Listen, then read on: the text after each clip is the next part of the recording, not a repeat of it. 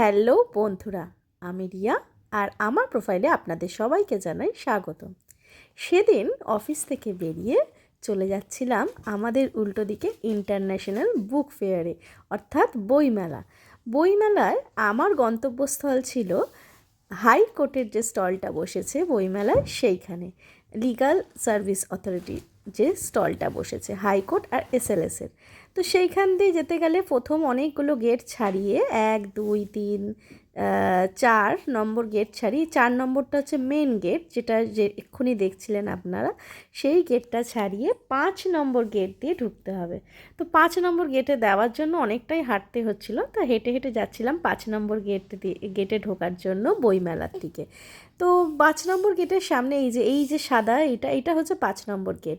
5 নম্বর গেটের সামনে গিয়ে আমাকে ফোন করলো, আমার অফিসের আরও 2জন কলিগ আসবে, তাই তারা ফোন করলো, তাই তাদের জন্য আমি অপেক্ষা করছিলাম। সেখানে অপেক্ষা করতে করতে হঠাৎ দেখে নিই যে এখানে একজন ব্যক্তি এরকম সুন্দর গোল্ডেন কালার দিয়ে সারা গায়ে সেজে ঠাকুরের এরকম মূর্তি নিয়ে এখানে দাঁড়িয়ে আছেন। বেশ ভালোই লাগছিল দেখতে, আর গায়ের মধ্যে ওই ইউপিআই ঝোলানো ছিল পেমেন্ট করার জন্য, আর একজন সাংবাদিক মনে হয় ওনাকে কভার করছিলেন।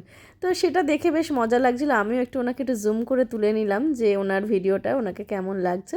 উনি অ্যাকচুয়ালি এইভাবে আর কি বইমেলার কটা দিন ওখান থেকে রোজগার করবেন। এই যে আমাদের অফিসে কলিগ চলে এলো, আমিও ওদের অপেক্ষায় দাঁড়িয়েছিলাম খানিকক্ষণ। ওরা এসে যাওয়ার পরে আমরা চলে যাচ্ছি আমাদের গন্তব্যস্থলে। ওনাকে আরেকবার দেখিয়ে নিলাম দাঁড়িয়ে দাঁড়িয়ে, বেশ ভালোই লাগছিল ওনাকে দেখতে, কিন্তু বেশ মজাই লাগছিল। আর উনি বেশ ভালো ভালো কথাও বলছিলেন।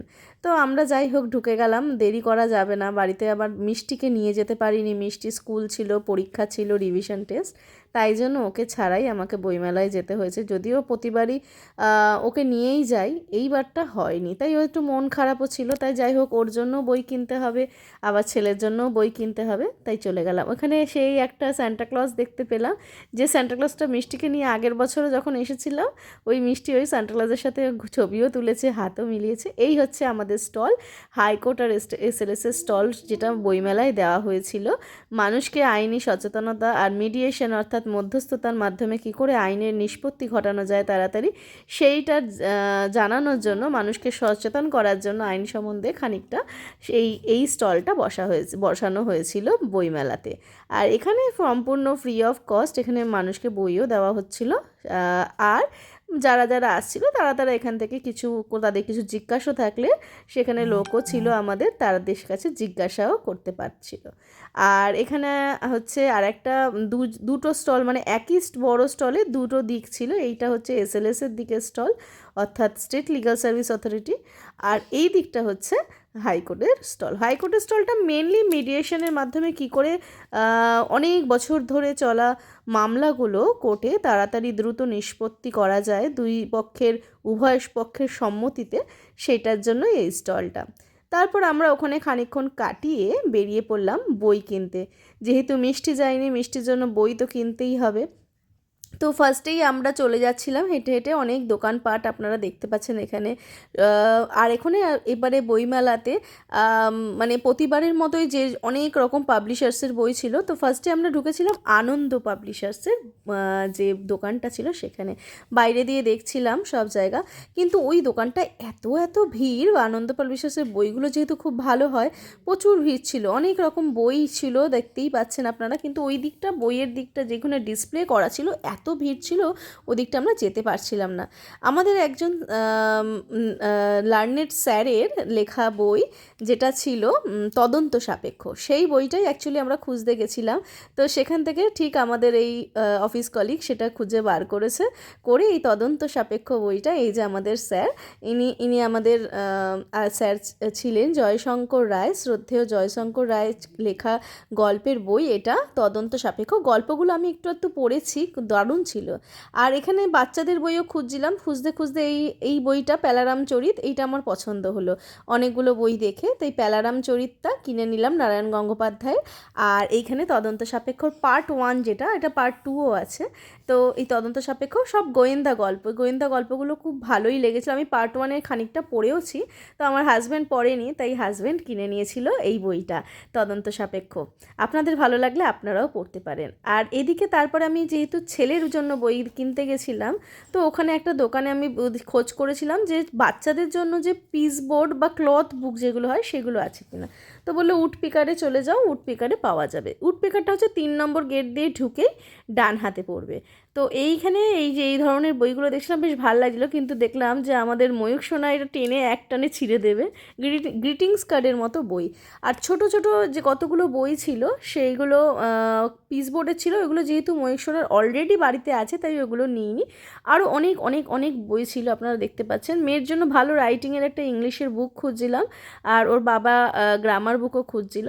তো যাই হোক সেরম পাইনি, কিন্তু একটা ম্যাথামেটিক্স, বেদিক ম্যাথামেটিক্সের বুক নিয়েছি। ছেলের জন্য একটা গণেশের পিস বোর্ডের বুক নিয়েছি, মেয়ের জন্য গণেশের একটা পিস বোর্ডের বুক নিয়েছি, এই পিস বোর্ড ছাড়া এমনি বুক নিয়েছি। আর একটা আর কি নিয়েছি, আর কিছুই নিইনি, এই 3টে বই নিয়েছি। ও, আর আমার হাজব্যান্ডের জন্য একটা লিওনেল মেসির বই নেওয়া হয়েছে, যেটা অলরেডি ভিডিও আমি দিয়ে দিয়েছি কী কী বই নিয়েছি। তারপর এখানে আস্তে আস্তে এই সময়ে কাউন্টারে এখানে কিন্তু একজন ভালো ভালো কুইজ প্রতিযোগিতা করছিল, মানে কুইজ ধরছিল, হাত তুলে যে উত্তর দিচ্ছিল তাকে একটা প্রাইজ দিচ্ছিল। প্রাইজ বলতে ওদের এই সময় একটা ডায়েরি, সুন্দর ডায়েরি দিচ্ছিল। তো বেশ মজা লাগছিলো। তা আমার হাজব্যান্ড ওখানে দাঁড়িয়ে পড়লো, আমি আর হাজব্যান্ড কিছুক্ষণ ওদের খেলা দেখছিলাম। তা হাত তুললে যাকে, মানে অনেকে হাত তুলছে, যে ফার্স্টে ওনার চোখে যেটা পড়ছে তাকেই উনি ডেকে নিচ্ছেন এবং তার সাথে তাকে উত্তর দিতে ডাকছেন, আর সে উত্তর দিলে তারপর তাকে ওই গিফটটা দেওয়া হচ্ছিল। তো প্রথমে অনেকক্ষণ ধরে প্রায় কুইজ প্রতিযোগিতাটা চলে, বিভিন্ন ধরনের প্রশ্ন করে বিভিন্ন জায়গা থেকে। একবার সিনেমা থেকে প্রশ্ন করেন, আর একবার খেলাধুলা থেকে প্রশ্ন করছিলেন। তারপরে কতগুলো মেয়েকে ডেকে নিল যে খেলা হবে। এবার উনি কতগুলো শাড়ির নাম বলছিলেন, এবং শাড়ির নামগুলো প্রায় 13টা শাড়ির নাম, প্রায় না 13টা শাড়ির নামই বলেছিলেন পরপর। সেটা মেমোরি গেম করে পরপর বলতে হবে। তো সে কেউই বলতে পারেনি। তো যে সবচেয়ে বেশি বলতে পেরেছে ঠিকঠাক তাকেই লাস্ট পর্যন্ত প্রাইজটা দেওয়া হয়েছে। তো ওখানে 3জন মহিলা গেছিলো, আর একজন পুরুষ মানুষ গেছিলেন। তো তাকে যেই বলেছে শাড়ির নাম বলা হবে, সে বলছে না ঠিক আছে আমি চলে যাই, আর একজন মহিলা আসুক। বলছে না না, একজন আপনি থাকুন। ওনাকে জোর করেই রেখে দেওয়া হলো। তো তারপরে পরপর ধরা হচ্ছিল কি ভুল, মানে বেশিরভাগই ভুল বলে দিয়ে ফেলেছে। ওই 4-5টা মতো পরপর ঠিকঠাক হয়েছে। তারপর এখানে অডিয়েন্স থেকেও জিজ্ঞেস করা হয়েছিল, এই অডিয়েন্স থেকে উনিও বেশিটা ঠিক বলেছেন। আর এখানে যে পুরুষ মানুষটি ছিলেন উনিও কিন্তু বেশিটা ওনাদের মধ্যে ঠিক বলেছিলেন, তাই দুজনেই প্রাইজ পেয়েছিলেন এক্ষেত্রে। এইবার তারপরে আমাদের আরেকটা খেলা হয়, সেই খেলাটাতে হচ্ছে বাংলার স্বরবর্ণ ব্যঞ্জনবর্ণের খেলা। তো সেখানে 3টে ছেলে যায়। তো 3টে ছেলেকে ধরা হয় যে স্বরবর্ণ বলতে হবে অ থেকে উ পর্যন্ত, আর ব্যঞ্জনবর্ণ ক থেকে চন্দ্রবিন্দু পর্যন্ত। অ থেকে উ পর্যন্ত তো সবাই বলতে পেরেছে, কিন্তু ক থেকে চন্দ্রবিন্দু পর্যন্ত এই 3জনের মধ্যে কেউই পুরোটা বলতে পারেনি। তা আমি তো খুব এক্সাইটেড, আমার তো বাচ্চা আছে। তারপরে যাই হোক আমি হাত তুললাম, আমাকে ডাকলো। তারপরে আমি পুরো অ থেকে ও পর্যন্ত আর ক থেকে চন্দ্রবিন্দু পর্যন্ত পুরো পরপর বলে ফেলি, আর তার বদলে আমি একটা প্রাইজ জিতে নিই। আর ওনাদের 3জনের মধ্যে আমার পাশেই যে যিনি দাঁড়িয়ে আছেন, বেশ মজার এক্সাইটমেন্ট লাগছিলো। উনিও বেশিটা ঠিক বলেছেন বলে ওনাকেও কিন্তু একটা ডায়েরি দেওয়া হয়। এই যে এই ডায়েরিটা আমি পেয়ে যাই, হাতে তুলে নিই। বেশ এক্সাইটমেন্ট আর আনন্দ দুটোই হচ্ছিল, মজাও হচ্ছিল খুব। খেলাটা এনজয়ও করছিলাম, অনেকক্ষণ দাঁড়িয়ে দাঁড়িয়ে খেলাটা দেখেছি।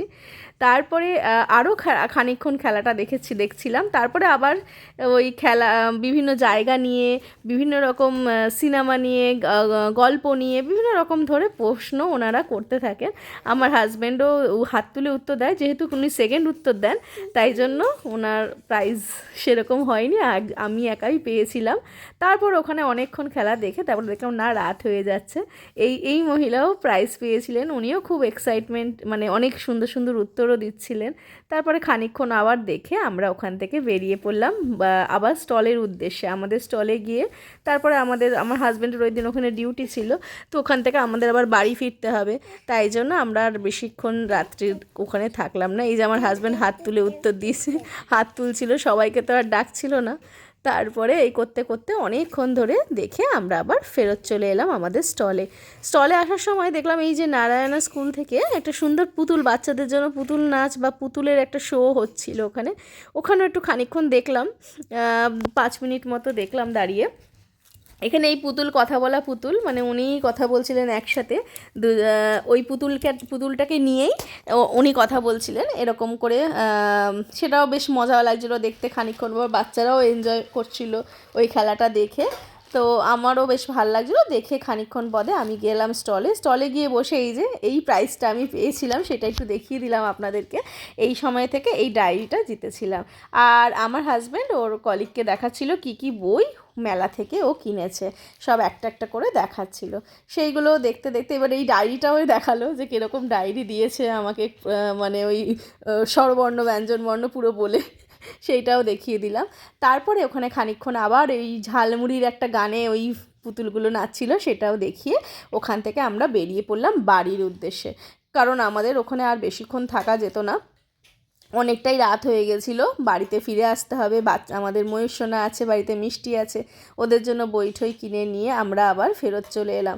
এই কখন ক্যামেরাটা উল্টো ধরে দিয়েছি বেরোতে গিয়ে কে জানে, মানে ক্যামেরাও উল্টো হয়ে গেছে আমার। যাই হোক, তারপরে আমি অতটা খেয়াল করিনি। তারপরে আমরা ওই গেট দিয়ে বেরিয়ে আবার ওখানে বাইক রাখা ছিল, সেই দিকে চলতে থাকলাম। আর এই বইমেলাটা এত সুন্দর, এত ভিড় হয় যে এত বইয়ের সম্ভার থাকে, বা বিভিন্ন জায়গা থেকে দূর দূরান্ত থেকে লোক আসে। তো আমরাও এই বইমেলায় প্রতিবারই যাই, এবারও গেছিলাম। তাহলে আজকের মতো এখানেই টাটা।